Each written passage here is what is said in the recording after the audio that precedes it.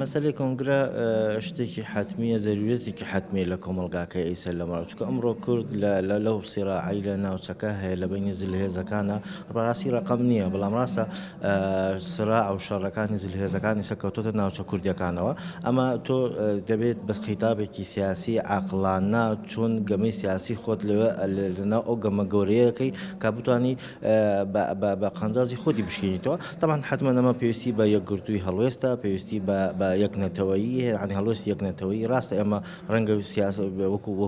وەکو بیرۆکەی سیاسی وەکو خلافی سیاسی لە ناوچەکە لە بەینی لاینەکانە هەبێ ئەمە شتێکی ئاساییە بەڵام وەکو خیتابی کوردی دەبێت یەک خیتابی یەکگرتوو بین هەتا بتوانین خۆمان بپارێزین لەناو ئەو شەڕە گەورەیە. بەڕاستی ئەو ئاوات و هیوایە کە بۆ یەکێتی نەتەوەی کورد و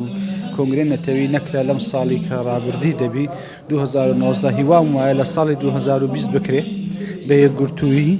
بە سەتاسەری گشت لایەنە سیاسیەکانی کوردستان لە هەر چوار پارچەی کوردستان تێدا بەشدار بن بتێ شتێکی گشتگیر و تەواو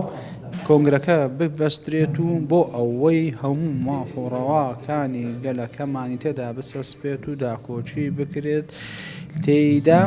و ئەو حەق و داکۆچەکە تێدا بکرێت لە هەمان کاتتا ئینشاءڵڵا وا دەکرێت ئەو گەلی کوردمان لە پارچەکانی ترکە ئێستا لە باکوورە لە ڕۆژئاوایە تووشی هەڕەشە و گوڕەشەوی داگیرکەران بووینەوە